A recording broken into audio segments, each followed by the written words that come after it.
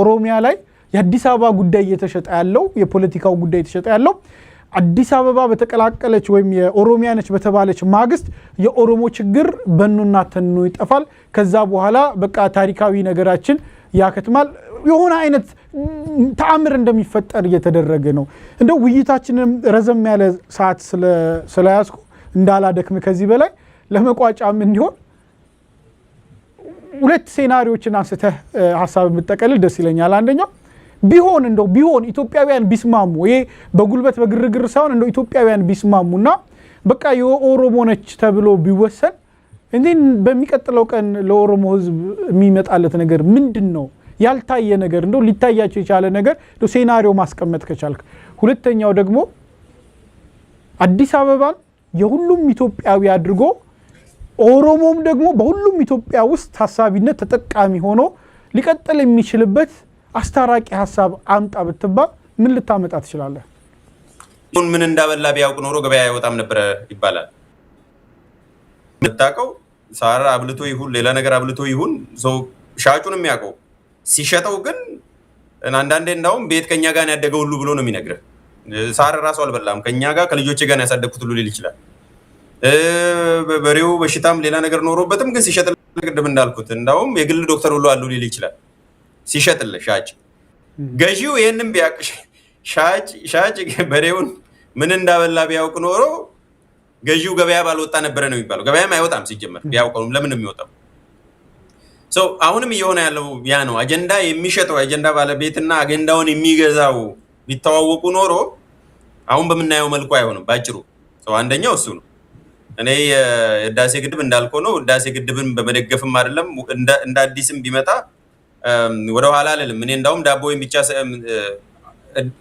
አባይ አፈራችንን ብቻ ሳይሆን ዳቦአችንንም በላ የሚል ግጥም ሁሉ ጽፌ ነበር 2003 ዓመተ ምህረት ዩኒቨርሲቲ ዳቦን ሰጥ ነበር ቁርስ ለአንድ አመት ሙሉና በአፈር ነበር አሁን ዳቦአችንን እየበላ ነበር ዳቦ በእንቁላል ነበርች ቁርስና ያ ሁሉ አድርገን ከወጣው በኋላ ነው ሁለት እንዳውም ቦንድ አልገዛው እኔ ስጦታ ነው ያደረኩት ቦንድን ሁሉ ወደ ስጦታ 3 ዙር አድርጌ እንደምታውቀው 2021 ላይ ደግሞ ከግብጽ ጋር በነበረው ዳሴ ግድብ ላይ የነበረውን አድቮኬሲ እና ጭቅጭቅ እንቅልፍ ሁሉ አጥተን ስንት ነገር ስንሰራ ነበር ኢኔኒ ኬስ ጅቡቲ ሲበራ በነገራችን ላይ ድሬዳዋ መብራት ሲጠፋ ምን እንል ነበር መሰለን ጅቡቲ በራ እንል ነበር ሶ ጅቡቲ ጋር እንዳይጠፋባቸው እኛ ጋር መጥፋት እንዲበራላቸው እኛ ጋር መጥፋት አለበት እነሱ 24/7 እንዲበራ የጎረቤት ሀገር እኛ ጋር ቢያንስ 2-3 ቀን መጥፋት ነው ያለበትና እንዳልከው ሸጥልህና የምታገኘውን ነገር ስታይ የሰማይና የምድር ነው የሚሆነው ለማንኛውም ይሄ ተባዳይ ስለሆነ ቅድም እንዳልኩት የዚህ አጀንዳ ጉዳዩንም በልክ ብንይዘው የተሻለን የሚሆነው በዋናነት ጠቅላይ ሚኒስትሩ የመጣው አጀንዳ ለመንጠቅ ነው ባይዘው ከኔ የበለጠ ብሔርተኛ እመኑኝ ከኔ የበለጠ ለኦሮሞ ህዝብ የጠቀመም የለም ነው ሲል የነበረው በቃለ ምልልሱና ባለፈው ባባን ኦሮሞ ያደረገው ሶ ያንንም ከግንዛቤ ማስገባት ያስፈልጋል ወደ ሴናሪዮ ልመለስ ለኦሮሞ ህዝብ ምንድነው የሚመጣለት ላልከኝ ቢሰጥ ለምሳሌ እንደው አዲስ አበባ የኦሮሚያ ክልል አካልም ነች የኦሮሞም ነች ተብሎ ቢወሰን በማግስቱ በአመቱ ከዛ በኋላ ምን ይመጣለታል ለሚለው ለሊቃን ቅድም እንዳልኩት ለሀብት ማካበቻ እቺ ምን ነበር የተባለው ያሉ ያንን እየተጠቀሙ ሌላውን ለማድረግ ይተሙበታል እንደ ኦሮሞ ህዝብ ደግሞ በማግስቱ የሚያገኘው ሁለት ነገር ነው መከራና ይቅርታ ማለት ተቆራርጠ ነበር ለሊቃን ያልከው ሐሳብ ላይ ተቋርጦ ነበር ድገሙ ካላስቸገርኩ ምንም ችግር የለውም ለሊቃን ሲሆን የሀብት ማካበቻ የሚሸልሙበትና የሚቀጡበት በዜጎችን በጭሰኝነት የሚይዙበትን ሚንስ ያገኛሉ ተጨማሪ ሚንስ ኦብቪየስ ነው ግልጽ ነው ወደ ዜጎች ስንመጣ ሁለት ነገር ነው የሚገጥመው ለኦሮሞ ህዝብ ስለጠየቀኝ ስፔሲፊካሊ ለያንዳንዱ መጀመሪያ የሚመጣበት ጥላቻ አሁን ባለው ላይ ስንት እጥፍ ተባስቶ ጥላቻ ይመጣል ከጥላቻ ቀጥሎ ደግሞ ከዚህ በፊትም በሌላው ማህበረሰብም እንዳየነው ደግሞ መከራ ይመጣል ሶ መጀመሪያው የጥላቻ ኢንፍሌሽን ልክ የገንዘብ እንትን ኢንፍሌሽን እንዳለው ሁሉ የጥላቻ ኢንፍሌሽን ይመጣል በኦሮሞ ህዝብ ላይ ኢቭን ወደ ከተማው ሲመጣና አብረ ስትኖር ራሱ ሌላ ጥርጣሬ ነው የሚሆነው ከዛ በኋላ የዚህ አዲስ አበባ ባለቤትነት ጉዳይ ወፍራም የመከራ አንቴና ሆኖ ነው የሚያገለግለው። ከዛ የዘለለ በግለሰብ ደረጃ ምንም የሚያገኙት ነገር የለም። በሌላ መልኩ ከሆነ ግን አስታራቂ በሆነው መልኩ ከተካሄደ የሚገኝ ነገር ይኖራል። በዚህ ወደ አስታራቂው ልሂድ። እኔ የሚታየኝ አዲስ አበባ የፌዴራል መቀመጫ ብቻ ሳይሆን የፌዴራል ካፒታል ቴሪቶሪ፣ ፌዴራል መንግስት የሚያስተዳድረው ፌዴራል መንግስት የኔ መሬት ነው ብሎ የሚያስተዳድረው ያስፈልጋል። መቀመጫ ብቻ አይደለችም፣ የፌዴራል መንግስት ቴሪቶሪ መሆን አለበት። ልክ አቡጃ የፌዴራል ካፒታል ቴሪቶሪ ነው፣ ዲሲ የፌዴራል ካፒታል ቴሪቶሪ ነው። ቴሪቶሪ ነው መሆን ያለበት። መሬት ያስፈልገዋል የፌዴራል መንግስት። ያ መሬት ላይ ደግሞ የሁሉም ኢትዮጵያውያን ነው የሚሆነው። አንደኛው ዲዛይን እሱ ነው መሆን ያለበት።